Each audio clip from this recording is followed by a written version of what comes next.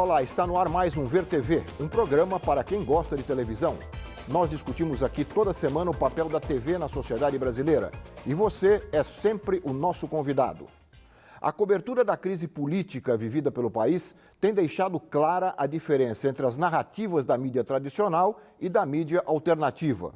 Os grandes meios, de forma quase homogênea, apoiam as ações contra o governo federal. As novas mídias buscam dar ao público uma visão mais abrangente da situação, ouvindo pessoas e movimentos sociais com posições diferentes. Para debater o papel dessa nova mídia alternativa existente agora aqui no Brasil, nós convidamos Laura Capriglione, jornalista e integrante do coletivo Jornalistas Livres. Denis de Oliveira, jornalista e professor da Escola de Comunicações e Artes da Universidade de São Paulo. E Ana Flávia Marques, jornalista e coordenadora estadual do Barão de Itararé, Centro de Estudos da Mídia Alternativa. Muito obrigado aos três por terem aceito o convite para conversarmos sobre esse fenômeno que, embora já tenha existido de outra forma em outros momentos da nossa história, hoje tem uma configuração mais nova, que é esta mídia alternativa.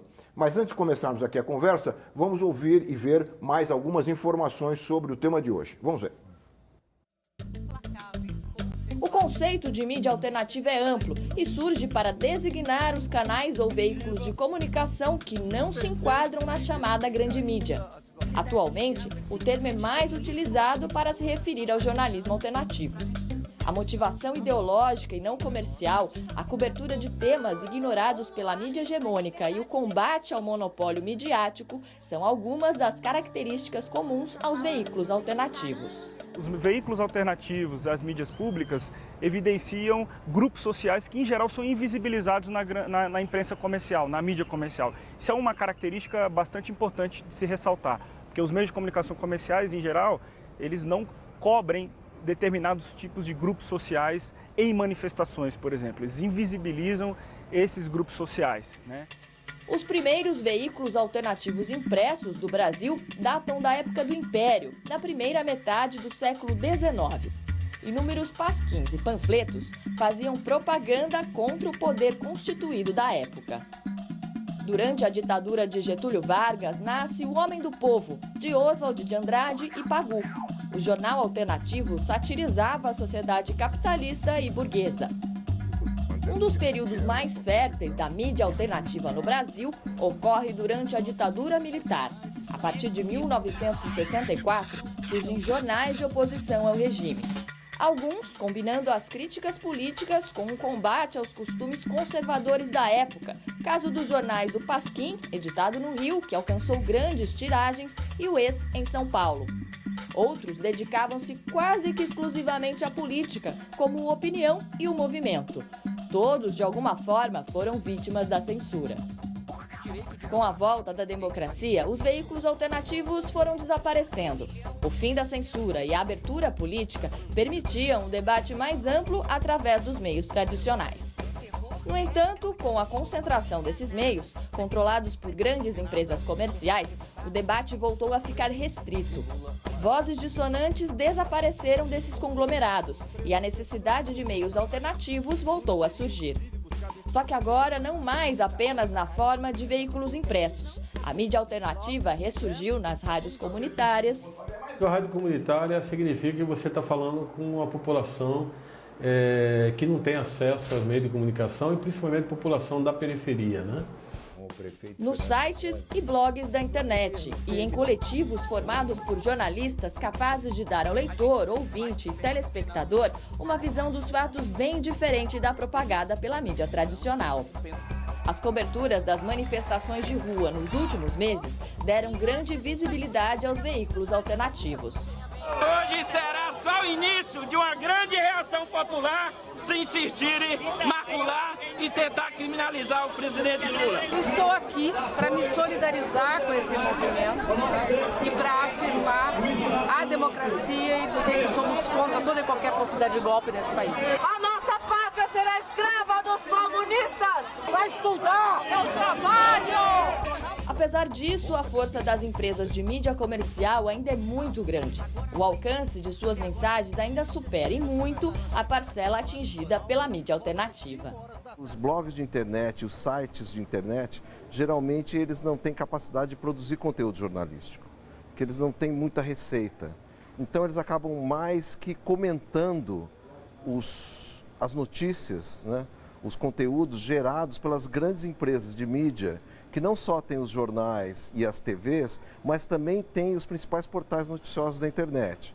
Né? No caso, por exemplo, do Globo, o G1, a Folha de São Paulo, o UOL ou mesmo o Estado de São Paulo. Então o que acontece, na verdade, é uma competição muito desigual, porque os blogs eles têm a capacidade simplesmente de produzir opinião, né? Enquanto que a grande mídia ela tem uma capacidade de fazer enquadramento da maioria das notícias e mais do que isso, o agendamento, ou seja, de dizer o que deve ser noticiado e o que deve ser calado. Laura, vou começar com você primeiro para fazer uma breve análise, se for possível, desse ressurgimento da mídia alternativa. Primeiro, graças à tecnologia, obviamente, né? Não temos mais o papel, né, do movimento, do Opinião e de tantos outros versos, né, que a gente lembra, né, Denis, uma porção de jornais que circularam na época da ditadura militar. Mas temos hoje as redes sociais. Mas temos também esta crise mais recente que alia, segundo a minha opinião, quero ouvir a sua, que alia a tecnologia a um conteúdo diversificado em relação aos meios tradicionais e que deu, me parece, uma maior visibilidade a essa mídia alternativa. É isso? Eu acho que é incrível o momento que nós estamos vivendo, porque eu acho que é um movimento dialético, assim, quer dizer, nunca a gente teve a crise da imprensa tradicional tão escancarada como a gente tem hoje. Não é só crise de credibilidade. Por exemplo, os gritos, o povo não é bobo, abaixa a Rede Globo, se multiplicando pelas ruas do país, pelos estádios, pelas torcidas organizadas. É um fenômeno novo, né? Quer dizer, a crise de credibilidade de um lado, mas também a crise mesmo financeira dos grandes veículos, né? Quer dizer, os grandes veículos tinham olhos, um monte de olhos espalhados pelo Brasil todo. Hoje em dia, os grandes veículos fizeram tantos passaralhos, para quem não sabe, passaralhos são as demissões em massa dentro das redações, tantas demissões em massa, que o que acabou acontecendo é que se reduziram muito as possibilidades de cobertura da multiplicidade de aspectos do Brasil. Por exemplo, só para citar um exemplo, a Folha de São Paulo hoje em dia não tem sucursal em um monte de estados do Brasil. Que ela tinha antes. Que tinha antes, por exemplo, em Minas tinha, no Paraná tinha. Acabou isso, fecharam-se as sucursais e tal. E assim de vários veículos. Então você tem a crise deles. Essa crise ficou ainda mais evidente porque surgiram outras mídias que estão, nesse momento, cobrindo aquilo que eles não estão cobrindo. Então, por exemplo, a revista Realidade cobria os rincões remotos do Brasil, mostrava realidades distantes dos grotões e tal. Hoje em dia, a gente fica feliz se a grande imprensa vai para a periferia de São Paulo. E não vai muito. E ela não vai, ela só vai para a periferia de São Paulo quando é para cobrir uma chacina que morreram 16 pessoas. Mas nós estamos lá. Então, eu acho que essa diferença é muito grande e mostrou a falta de representatividade deles. Porque como é que nós estamos? Não é que os jornalistas livres estão, mas tem um coletivo local lá que, com um celular, mostra o show que está havendo lá, a festa que está tendo, a escola ocupada ali na periferia, a luta dos estudantes secundaristas, a passeata por ônibus, enfim, tudo aquilo que eles não estão podendo mostrar por causa, das opções políticas deles, 2, por causa da crise do modelo de negócio deles, nós estamos mostrando. Muito bem. Denis, a gente fez aqui no VT de Abertura uma retrospectiva. Você que estuda, né, você tem trabalho sobre isso, como é que você está vendo esse processo, esse ressurgimento da mídia alternativa? Há uma diferença aí, né, Laurindo, que é o seguinte, a mídia alternativa dos anos 70, né, e outros exemplos que foram apresentados agora no início, elas eram experiências jornalísticas contra um poder, né, discricionário político, uma ditadura que censurava, etc. O que nós observamos hoje é uma mídia alternativa que não existe uma ditadura, né, não há uma censura prévia, mas existe uma ditadura do capital, dos monopólios. Então, o que se está observando com esse surgimento das mídias alternativas é um questionamento desse modelo de jornalismo que é produzido pelas grandes mídias. E aí, esses aspectos que a Laura colocou, né, são importantes. E tem um dado interessante também, né? A própria democratização no Brasil, nos últimos tempos, possibilitou que novos sujeitos surgissem na arena política. Então, a periferia se organiza hoje, ela está participando dos processos políticos. E é uma coisa interessante, que até o Luiz Nassif fala muito, né? Eu concordo. Quando você vai pegar nos anos 70, o que era a sociedade civil, que até consumia, né, parte dessa imprensa alternativa? Era o meio intelectual, né, certa parte da classe média e tudo isso. Hoje isso não basta. E a grande dificuldade da grande mídia é entender esse processo, que é outra coisa. Não adianta achar que, por exemplo, quem está na periferia se contenta com a novela da Globo ou com os programas ali de telejornalismo apelativo, né, que o Datena faz, o Bandeirantes faz. Há outra demanda, né? Esses grupos sociais, essas localidades, essas pessoas querem outro tipo de informação. E, nesse sentido, né, as opções políticas, ideológicas e a forma mesmo de organização da grande mídia não dá conta. E o mais interessante ainda, que eu observo, é uma certa arrogância dos jornalistas dessa grande mídia. Eles não aceitam isso. Eu tenho participado de vários debates para discutir a cobertura da periferia na grande mídia e com pessoas da Folha de São Paulo, do Estado de São Paulo, e há uma certa prepotência, dizendo que eles fazem, que não há como fazer tudo porque o público é classe média, enfim, né? Inclusive desqualificando até mesmo as experiências dessa mídia alternativa. Tem um termo que o pessoal da Folha de São Paulo usa bastante, né? Que eles falam jornalismo profissional e amador, né? Então, o profissional que eles fazem, né? Amador é o outro, né? Então, eles fazem uma cobertura bem feita, que são profissionais, são bem remunerados, são preparados, etc. E o que é feito na mídia alternativa é outra coisa. Tem um dado interessante que eu observo também nessa mídia alternativa que tem surgido, que ela começa inicialmente com uma questão de formar posição política, né? Então, era muito opinativa, e hoje, cada vez mais, você observa, é uma mídia que produz conteúdo. Né? Não é apenas uma opinião. Amplo, né? Amplo, exatamente. Então ela produz conteúdo hoje. Então, ela está produzindo conteúdo que a grande mídia não produz. É o que os jornalistas livres fazem, o Mídia Ninja faz, agência pública. E aí, tem essa experiência interessante, por exemplo, Periferia em Movimento, Blogueiras Negras, tem experiências da própria periferia que tem feito isso. Né? Então é muito interessante você observar que há uma produção de conteúdo que está sendo feita fora do mainstream. E acho que o que é interessante é o incômodo, a prepotência dessa grande mídia não reconhecer, né, esses processos formativos novos. Eles se chamavam antes de jornalismo independente, agora virou jornalismo profissional. Isso. Vamos ver qual vai ser a próxima denominação. Ana Flávia, o Barão de Itararé congrega, né, um grupo de jornalistas, blogueiros, pessoal que tem os sites. Como é que você está vendo isso nessa outra esfera, que é a esfera mais da blogosfera, vamos assim dizer? Aliás, nós três aqui somos do Barão, nós quatro somos do Barão de Itararé. A gente tem o Barão é uma unanimidade nacional. A gente tem visto assim, com bastante entusiasmo, acho que tem mudanças nesse processo como um todo, principalmente por conta dessa crise que a Laura falou, da grande imprensa, que não é uma crise só de credibilidade, mas é uma crise do que é notícia. A Folha publicou a mosca que estava circulando a presidente Dilma no ato do 1º de maio. Foi capa. Então, que relevância que tinha a mosca. Então, não, para eles tinha uma relevância, mas eu não vamos entrar nesse detalhe. Mas tinha. Porque, tinha uma disputa simbólica, porque sempre, né? Sempre há um objetivo, né? Não é tem de graça. Uma disputa simbólica, sim, mas... para a gente que olha o jornalismo de outra forma, né? Então a relevância seria o que foi anunciado no 1º de maio, o aumento do Bolsa Família, a questão do Minha Casa Minha Vida, a correção da tabela do imposto de renda. Isso seria muito mais relevante do que a moça que estava posando no palco do ato do 1º de maio. Mas a gente tem visto com muito entusiasmo e tem visto assim com uma certa transformação. Quando surgiu o movimento da blogosfera, 10 anos, né? Um pouco mais, 14 anos, né? Então tinha muito artigo de opinião na rede. Então, assim, a gente não tinha espaço para falar, então todo mundo tinha seu blog e dava um contexto de opinião. De alguns anos para cá, acho que há 3 anos para cá, o que a gente vê é uma transformação que tem a opinião nos blogs, mas também tem a formação de conteúdo. Tem isso, tem a reportagem. Né? Antes, a principal crítica nossa, assim, a gente despeja opinião, mas a gente trata pouca informação. E há uma transformação desse conteúdo na própria mídia independente, que hoje a gente se chama de mídia independente. Né? Essa mídia alternativa ela é uma mídia independente dos grandes interesses econômicos. Então, tem essa transformação, então a gente tem visto com bastante entusiasmo e a gente gente acha que só vai crescer.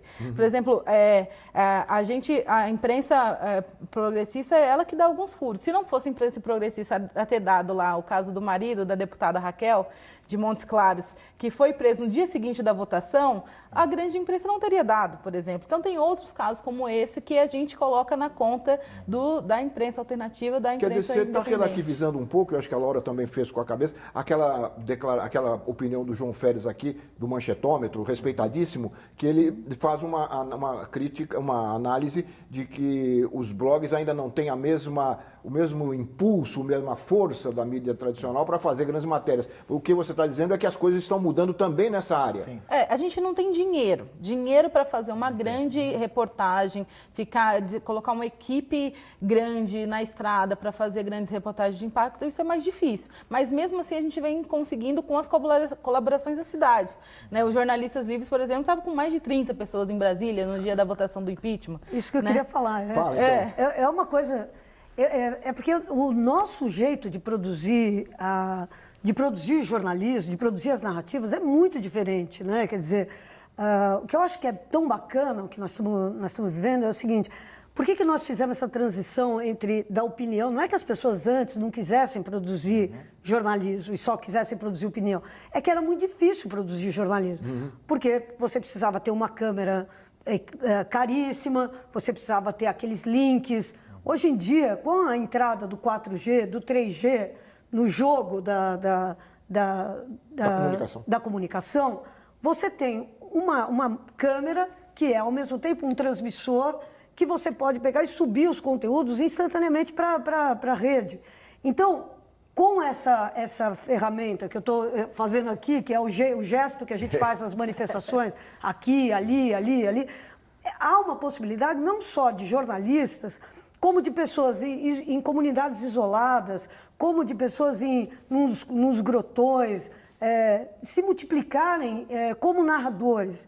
O que nós fazemos? Nós, jornalistas livres, nós achamos impressionante a quantidade de inputs que a gente recebe numa cobertura, por exemplo, 1º de maio.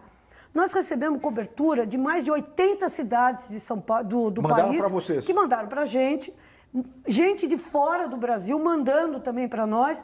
Então, o que a gente tinha que fazer? O nosso trabalho era um trabalho principalmente de curadoria ali, entendeu? Jornalistas livres fazendo um trabalho de, vamos checar se essa informação veio mesmo desse lugar, vamos ligar para eles, vamos não sei o que lá, mas enfim, a gente usava todo esse material que estava vindo e estava vindo de gente armada com um celular na mão.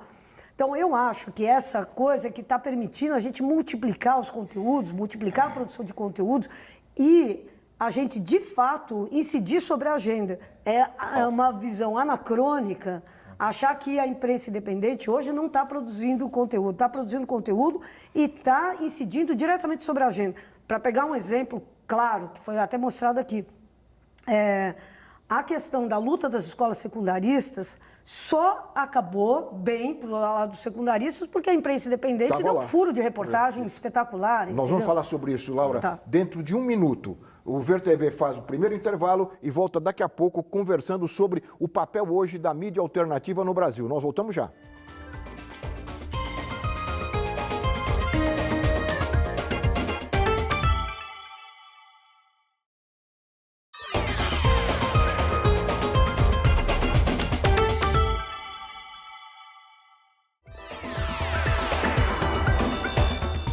Nós estamos de volta com o Ver TV, que conversa hoje sobre o papel da mídia alternativa no Brasil. E a Escola de Comunicações e Artes da USP, a ECA, está realizando uma série de debates sob o título ECA para a Democracia. E nós estivemos lá, o Ver TV esteve lá acompanhando um desses debates e lá ouviu a jornalista Carolina Trevisan, integrante junto com a Laura do coletivo Jornalistas Livres. Ela fala aqui para o Ver TV das diferenças entre a mídia tradicional e a alternativa, mostrando como esta nova mídia já está influenciando na cobertura dos grandes meios de comunicação. Vamos ouvir a Carol. A relação da mídia alternativa com a mídia tradicional, a concorrência, em termos de concorrência, é um pouco desleal porque a mídia alternativa não tem a mesma infraestrutura que tem a mídia tradicional, né, as grandes empresas e tal. Mas isso não quer dizer que a gente não concorra com os grandes meios. Acho que sim, a gente concorre e muitas vezes, porque a gente tem um outro tipo de escuta, um outro tipo de proximidade com os movimentos sociais e com essa pauta social, a gente também pauta os grandes veículos. Então, por exemplo, para citar aqui um exemplo concreto do que aconteceu sobre aquela pauta dos secundaristas aqui em São Paulo, a gente conseguiu entrar em uma reunião e a gente fez uma gravação sobre o que estava falando o assessor da Secretaria de Educação, Padula, e ali ele estava falando que ele estava se organizando com o secretário de Segurança Pública para fazer a desocupação das escolas e impor a reorganização escolar. A gente participou dessa reunião, gravou e aí publicamos essa reportagem. A jornalista Laura Capriglione conseguiu fazer essa reportagem e isso pautou os outros veículos que não só tiveram que falar sobre o tema, como também tiveram que citar os jornalistas livres. Então, é um meio, sim, de influenciar a cobertura da mídia tradicional. Bom, ela acabou de te citar. Como é que foi essa cobertura? Essa cobertura foi uma cobertura que a gente adorou fazer. Mas eu acho que a gente incidiu nessa cobertura, porque foi o primeiro grande movimento de defesa da escola pública feita pelos estudantes. Então, tinha uma característica generosa esse movimento de per si. Mas o bacana é que a grande imprensa estava toda interessada, junto com o Alckmin, em criminalizar aqueles meninos que estavam ocupando as escolas. O Alckmin chamava os meninos de vândalos, chamava os meninos de baderneiros, dizia que os meninos estavam consumindo drogas dentro das escolas ocupadas, que estavam vandalizando o patrimônio público, enfim, toda uma perspectiva no sentido de criminalizar aqueles garotos. E a gente, desde o início, a gente estava junto com os garotos dentro das ocupações. Então, eu acho que isso aí também mostra uma diferença de ponto de vista mesmo. Quer dizer, a gente olhava para a repressão do mesmo ponto de vista que os meninos olhavam para a repressão quando ela estava ameaçando atacar. A gente estava do lado dos garotos ali, junto com eles. Se a polícia entrasse, passaria por cima da gente também, entendeu? Então, isso cria determinados vínculos de solidariedade, de confiança entre nós e o movimento social que, por exemplo, os veículos tradicionais não dispõem, entendeu? E foi por causa desse vínculo e dessa confiança que nós ficamos sabendo que, num determinado momento, que era um momento decisivo da luta, que haveria uma reunião do chefe de gabinete do secretário de Educação com os diretores, os chefes das diretorias de ensino de São Paulo. É verdade, a gente tem muito menos dinheiro do que a imprensa tradicional, mas nós temos muito mais vontade de fazer o bom jornalismo, entendeu? Então, quando a gente recebeu aquela informação, nós pegamos e falamos assim, vamos entrar nessa reunião. Como que vamos entrar? Vamos entrar entrando. Como que a gente entra? Vamos entrar. E aí, eu fui nessa reunião e entrei. Ninguém me perguntou o que eu estava fazendo lá, eu simplesmente entrei, me sentei ao lado do chefe de gabinete, não sabia que ele ia sentar naquele lugar, me sentei ao lado dele, liguei o gravador e gravei. Quando acabou a fala, levantei e fui embora. Então, eu acho, e nós publicamos aquela coisa que foi determinante, porque mostrava que o chefe de gabinete, que publicamente estava dizendo que estava disposto ao diálogo e tal, não sei o quê, estava, na verdade, combinando com o secretário de Segurança Pública que a invasão das escolas pela polícia, a decretação de uma guerra sem fronteiras aos garotos, no sentido de reocupar as escolas. Então, aquilo desmoralizou o argumento deles e eles, de fato... E a mídia tradicional teve que entrar no assunto. Mas teve que entrar e teve que repetir tudo que a gente tinha falado. O áudio que a gente publicou dos jornalistas livres, logo assim que a gente saiu da reunião, esse áudio foi replicado em todos os jornais de toda a imprensa tradicional. Isso eu queria ouvir de vocês também, Ana, Denis. Esse impacto que a mídia alternativa está exercendo sobre a mídia tradicional. Eu tenho visto, até a TV Brasil tem usado, mas outras emissoras, material de vocês, material do Mídia Ninja, que tem uma cobertura quase que global, né? É no Brasil e no exterior. E a mídia tradicional está tendo que usar, porque eles não têm essas informações. Você lembrou que a Folha tinha uma série de sucursais, hoje não tem. Quem está fazendo esse trabalho de regional é a mídia alternativa. Chama atenção, inclusive, essa questão do áudio vazado. Eu lembro que está na Folha de São Paulo, eles não citam a fonte, não falam de agências livres, vazou um áudio. Tá assim a reportagem. Vazou um áudio, né, do assessor, né, que comentou chefe isso. De gabinete. Chefe de gabinete. Eles não citam a fonte.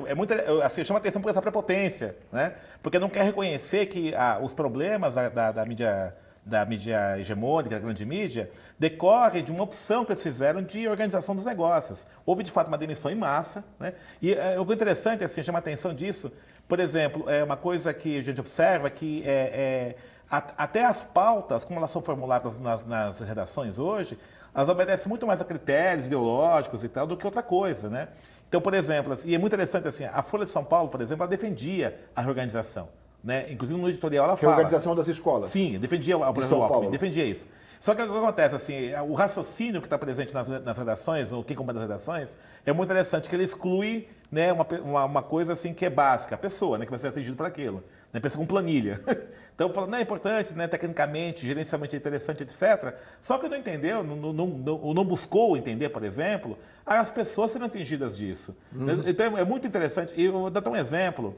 Eu estive em Madrid em 2012 e eu vi uma reportagem do El País, na revista do El País, muito interessante sobre o impacto das UPPs nas favelas do Rio de Janeiro, né? Coisa que nenhum jornal no Brasil fez. Eles mandaram um repórter do El País e ficou um tempo lá nos morros do Rio de Janeiro e vendo qual o cotidiano dos moradores daquele morro com as UPPs, mostrando, né, a situação bastante complicada de opressão, etc. Nenhum jornal fez isso. Trabalha com número, com dados, estatísticas, uma paixão por número, etc. E esquece, né, essa coisa da pessoa.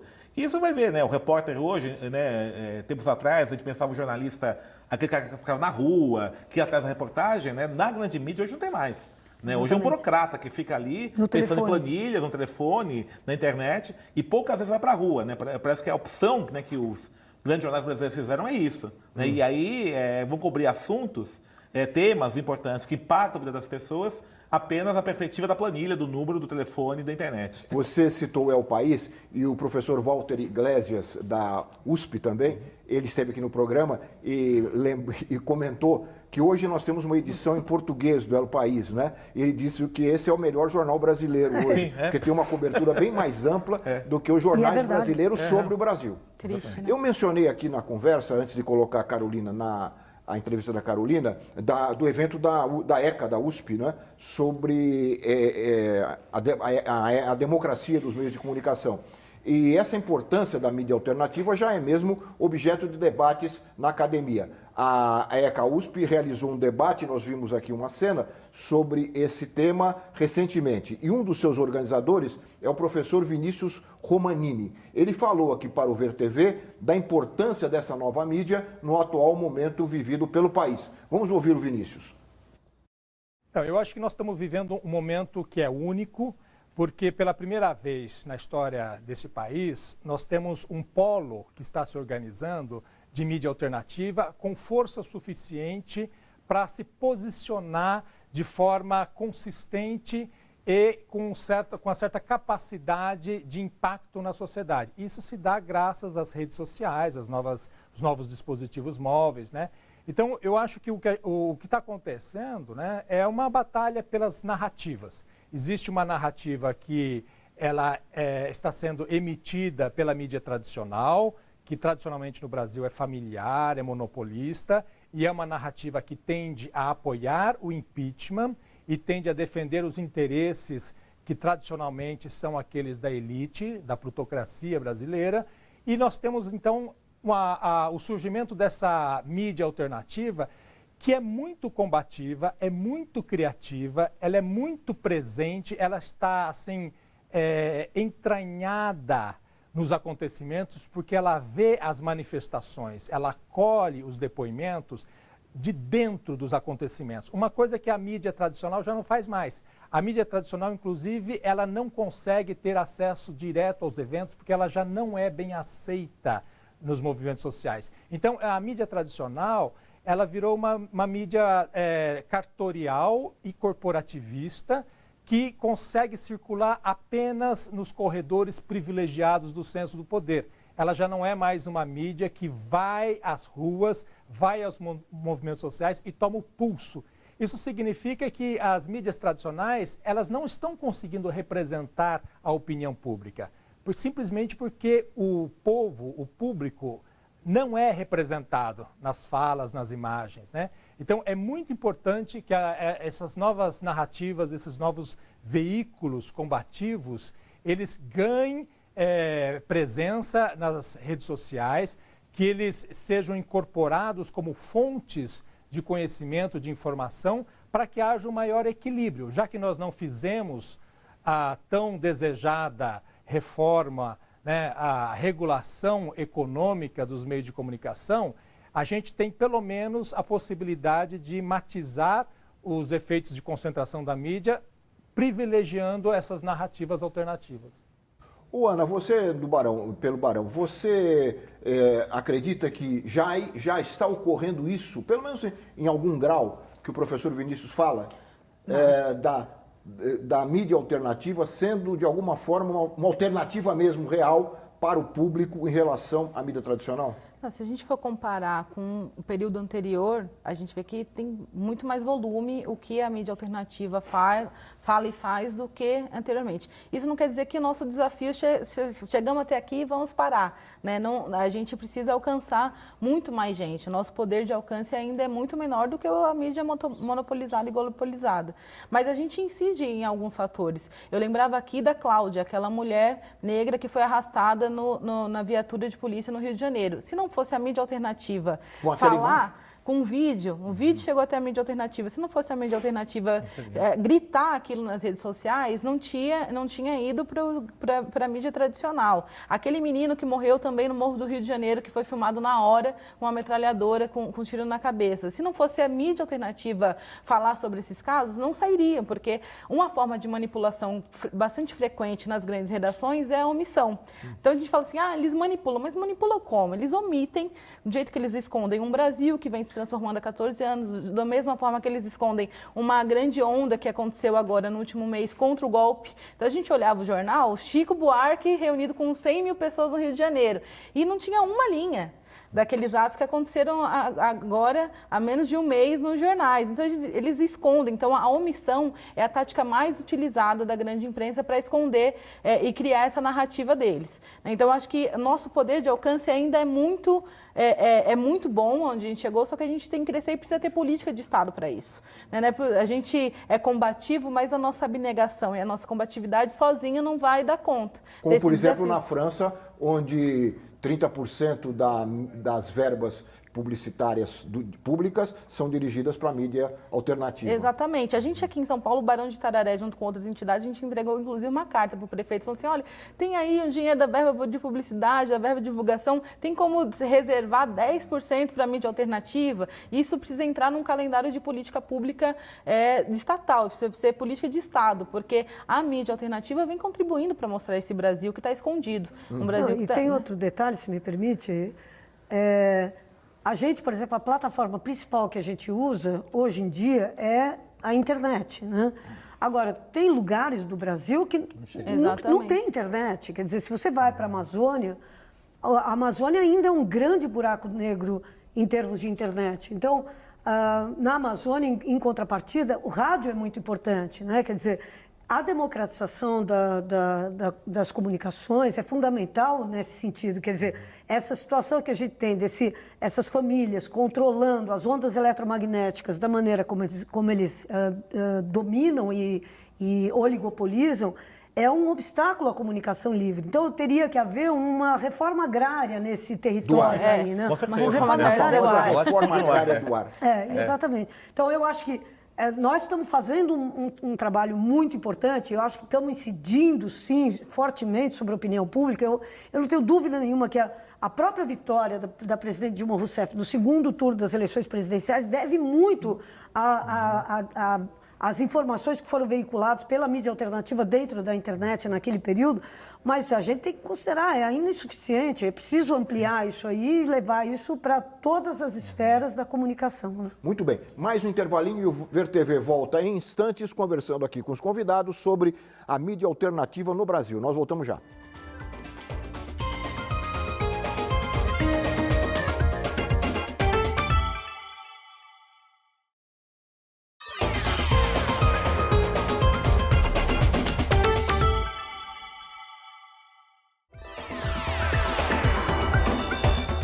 Nós estamos de volta com o Ver TV, que conversa hoje sobre a mídia alternativa no Brasil.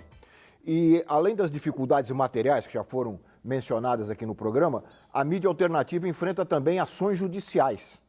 Sobre mais essa dificuldade, o Ver TV ouviu o professor Pedro Estevão Serrano, da Faculdade de Direito da PUC de São Paulo. Vamos ouvi-lo. O que eu tenho verificado pela minha experiência como advogado em diversos casos é que há um tratamento absolutamente desigual quando o réu na ação é um órgão de imprensa comercial famoso, conhecido como, sei lá, como jornais de grande circulação, as televisões abertas, etc. E quando, da situação em que o réu é um órgão de mídia chamado alternativo. Né? Embora a mídia alternativa represente um importantíssimo papel de garantir na nossa democracia o mínimo de pluralidade de ideias, o que se observa é que no cotidiano muitos juízes e alguns tribunais não têm reconhecido essa forma de expressão os direitos inerentes à atividade de jornalismo e atividade de livre expressão de ideias e opiniões. Né? E isso tem se verificado no cotidiano das decisões. É direito de todo cidadão ter coerência dos tribunais nas suas decisões, mas esse é um direito quase que inexistente em termos práticos no Brasil. Às vezes você vê a Câmara de um tribunal decidir de um jeito num caso e no outro extremamente semelhante decidir de forma exatamente oposta. A ideia correta de que no Brasil não há vinculação jurisprudencial, ou seja, de que uma decisão realmente não vincula a outra, às vezes causa a impressão que o tribunal pode decidir do jeito que quiser em cada caso. Não, na realidade ele está obrigado a oferecer aos cidadãos igualdade no tratamento perante a justiça. A ideia fundamental do homem ocidental com relação à justiça repousa na ideia de igualdade, de tratamento. E o judiciário tem tratado de forma absolutamente desigual os veículos comerciais dos veículos de mídia alternativa. Nesse sentido, o judiciário tem sido mais fonte de exceção do que fonte do direito nesta questão. Nós temos ainda muito que evoluir na nossa democracia nesse aspecto. Às vezes é uma situação interessante em que o órgão de mídia alternativo é reprimido no seu direito à livre expressão por outro órgão de mídia e da mídia comercial. A impressão que dá é que a mídia comercial defende a livre expressão quando é o seu direito à livre expressão, mas não defende a ideia de livre expressão do pensamento e a ideia da livre imprensa para todas as formas de comunicação. Né? Há uma ideia como se essa mídia alternativa não fosse uma mídia que gozasse da dignidade da atividade jornalística, o que na realidade não é verdadeiro. O que garante o mínimo de dignidade da atividade de comunicação social hoje na sociedade brasileira, não tenho dúvida, é esse mínimo de pluralidade de expressão de pensamento que a mídia alternativa, vamos dizer, garante, né? Ainda de forma, a meu ver, insuficiente. Como a gente ouvindo o Pedro Serrano, eu lembrei da tua fala, Denis, inicial, quando você disse que os jornalistas da grande mídia meio que desprezam, né, os jornalistas e o trabalho da mídia alternativa. Parece que, pelo que a gente ouviu do Pedro, não são só os jornalistas, o judiciário também. Sim. Não leva em conta a importância e a respeitabilidade que a mídia alternativa deve ter, semelhante à outra, às vezes até maior do que a outra. Vocês já tiveram casos na justiça, Laura? Não tivemos. Mas há outros grupos que sim. Mas sim, conhecemos vários amigos e companheiros de jornada e tal, que sofreram. O Paulo Henrique Amorim é uma vítima constante desse assédio. Como é que ele se realiza? É na forma de processos, múltiplos processos. Para intimidar? Para intimidar e mesmo para coagir financeiramente o veículo, certo? Porque... Quer dizer, é óbvio que o poder que a Rede Globo tem para se defender de ações na justiça e uma pessoa individualmente, por mais acesso que ela tenha, é diferenciado, quer dizer, é um acesso muito menor. E assim vários companheiros, vários jornalistas que estão fazendo esse trabalho na mídia independente, o Miguel do Rosário, tantos outros, o Azenha e tantos outros, têm sido vítimas frequentes desse tipo de ataque. Quer dizer, múltiplos processos e você fica perdido. E como é que você vai pagar isso? Como é que você vai pagar aquilo? Agora, eu acho que não é só uma questão de arrogância. Eu acho que seria bom se fosse só isso. Se fosse só uma questão de arrogância, com arrogância a gente lida tem algumas formas educadas e menos educadas para lidar com os arrogantes. Eu não acho que seja isso. Eu acho que é uma tentativa de censura mesmo, entendeu? Quer dizer, seria bom se fosse só arrogância. Arrogância a gente pega e fala, fica na sua e vamos em frente. Agora, o que eu acho que está em questão é, sim, uma forma uma tentativa de censurar por intermédio da judicialização da comunicação. Quer dizer, é você transformar aquilo a liberdade de expressão em crime. Aí é um problema. Aí nós estamos diante de um ataque à democracia. Lá no Barão a gente recebe bastante casos como esse, né? Porque a gente, dentro da nossa organização, participa da Comissão Nacional de Blogueiros Progressistas. Então, recentemente a gente teve Eduardo Guimarães, num processo que envolvia a Lava Jato, a gente teve o Tarso, né, lá do Blog do Paraná, a gente chegou até a articular uma ação com a ONG Artigo 19, uma cartilha, especificamente para isso, para orientar o blog que é censurado, que tem processo na justiça, para a gente criar uma rede de defesa também. Mas eu acho, Lalo, que tem uma questão que a grande imprensa, primeiro que eles defendem a liberdade de empresa, que é muito diferente da liberdade de expressão. E segundo, que setores do judiciário fazem parte de um grande consórcio e que esses setores da mídia tradicional fazem parte. Então, são setores do judiciário, são setores do capital financeiro e são setores da mídia, e a mídia é o centro propagador dos ideais dele, das ideias deles. Então, acaba quando pinga na mesa um processo que tem seu amigo do mesmo consórcio que você fazendo parte, aí a decisão sempre é contra a imprensa alternativa e de forma muito mais veloz. O que a gente tem verificado é que tudo é muito rápido, a gente fala justiça no Brasil, né, demora para acontecer. Não, quando é contra a gente, as coisas são de forma rápidas, as multas são altíssimas. As multas do Tarso, do Paulo Henrique Amorim, do Miguel do Rosário, que falou sobre a sonegação da Globo, só disse a verdade, falou sobre a sonegação do DARF, mostrou o DARF lá da Globo, é altíssima e é sempre de forma muito mais rápida, né, muito mais célere do que da justiça normal. Houve também um caso com a revista Fórum, também? Teve um caso da revista Fórum, da Folha de São Paulo, que era um site, né, que brincava satírico, que brincava com a Folha de São Paulo. Teve também, então são vários casos que tem essa confusão no meio, que eles tentam colocar aquela liberdade de empresa e não a liberdade de expressão, né, que é o que eles defendem.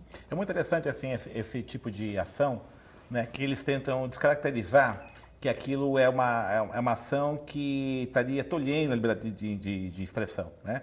Então, normalmente, assim, é o alicame, a pessoa física entrando com a ação, porque sentiu-se ofendido. No caso da Folha de São Paulo, né, não, foi um uso indevido da marca. Assim, há toda uma maquiagem elaborada para não contradizer esse discurso que comumente eles fazem de defesa da plena liberdade de expressão. Agora, chama atenção muito interessante, assim, né, essa questão do judiciário. Eu vejo que é um poder autocrata se formando, né?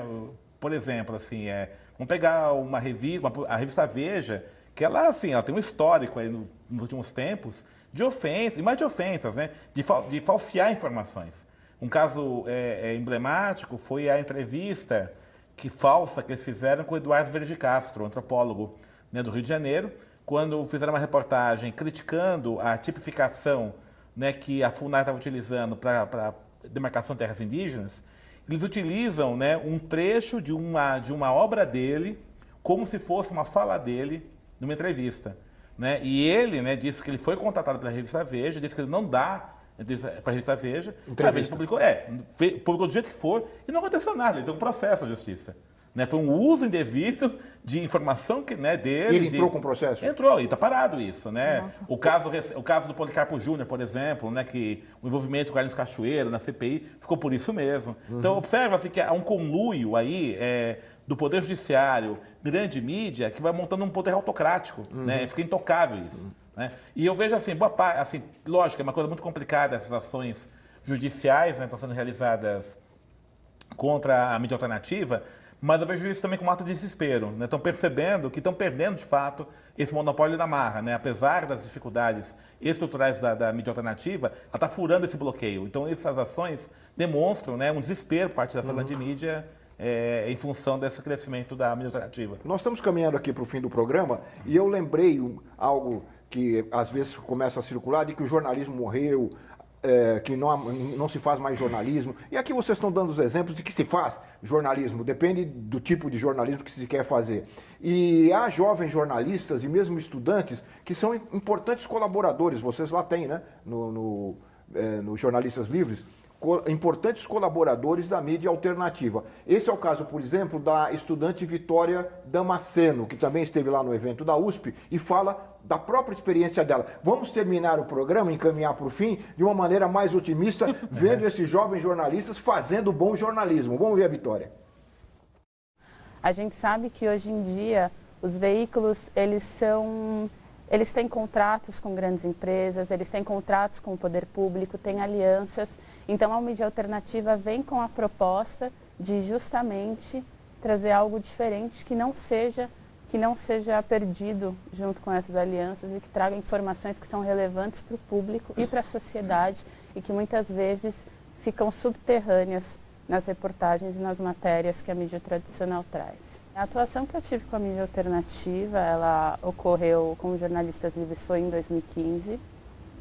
Para eles eu participei de um movimento que se chamava A Conta d'Água, que eram estudantes de jornalismo independentes que escreviam a respeito da crise hídrica de São Paulo. A gente se reunia semanalmente para discutir as questões da crise, a participação dos órgãos públicos, as participações de autoridades e também como que a gente faria esse retorno para a sociedade, de forma a atingir com uma transparência que a mídia tradicional não tem, a sociedade das informações que eles precisavam de um assunto que na época era tão crítico, ainda é, na época tinha um pouco mais de relevância, e atingir eles com informações que não eram veiculadas a partir da mídia tradicional. Então o nosso foco era, a partir da crise hídrica, atingir a sociedade com informações que eles não encontravam em veículos tradicionais de comunicação. O jornalismo vive, né? E para terminar, eu gostaria de ouvir uma breve palavra de cada um de vocês sobre esse jornalismo que vive ainda. Começamos com a Ana. Não, o jornalismo, ele vive, está pulsante, está nas ruas, está nos movimentos sociais e a gente está em parceria com eles para cobrir. A gente agora tem feito uma central de mídia da Frente Brasil Popular, por exemplo, que tem inclusive a participação de estudantes para cobrir e fazer essa contranarrativa da luta hoje contra o golpe no Brasil e da luta do movimento social. O jornalismo vive e está pulsante. É uma crise de negócio que não é nossa. Muito bem. Denis. O jornalismo vive, é necessário para a democracia. E se a grande mídia se recusa a fazer jornalismo, outros farão. Nós estamos fazendo jornalismo e isso que é necessário para a democracia e para a população brasileira. E Laura, e vocês dando espaço para esses jovens aí que querem fazer jornalismo? Não, e eu acho que o legal é o seguinte, esses meninos e meninas trazem uma agenda totalmente nova para o jornalismo. É bacana porque essa troca, a gente ensina algumas coisas que são algumas técnicas que os anos, inclusive nas grandes redações, nos ensinaram, mas eles trazem um jeito novo e um frescor, uma forma de ver o mundo que é muito bacana e que a gente está aprendendo demais. Por exemplo, as ocupações das escolas e a horizontalidade na organização, tão diferente da hierarquia perversa das redações, que sempre tiveram os déspotas, aqueles caras que mandavam, assediavam, maltratavam os repórterzinhos na base. Continuam fazendo. E continuam fazendo. Isso tudo, quando os caras pegam e falam assim, é possível vencer com horizontalidade, com amor, Pô, isso aí é um respiro para todos os jornalistas que estão há tanto tempo na labuta e que estão aprendendo ainda hoje. Né? Você vê, as crises trazem também efeitos bastante positivos. Exatamente. Né? A crise é a porta para a inovação, para a criatividade. Uma coisa interessante assim, que a gente inovou na ECA, no jornalismo, a gente começa o laboratório de jornalismo com jornalismo comunitário, com o Jornal São Remo. E isso tem sido muito interessante, tem despertado nos alunos de jornalismo, a busca dessas alternativas para fazer jornalismo de verdade. Você está trazendo uma nova pauta para o Ver TV. Okay. Muito obrigado, Denis. Muito obrigado, Ana. Obrigada, muito obrigado, Laura, pela contribuição que vocês deram para a análise desse fenômeno importante que é a mídia alternativa nova hoje no Brasil. E eu quero agradecer também a você que nos acompanhou de casa, lembrando que todos podem entrar em contato com o Ver TV pelas redes sociais, pelo Twitter, pelo Facebook ou pelo nosso endereço eletrônico, que é o vertv@ebc.com.br. E você também pode assistir a íntegra das entrevistas mostradas aqui e também a íntegra do programa no site do Ver TV na internet. Até a semana que vem com mais um Ver TV, um programa para quem gosta de televisão. Até lá!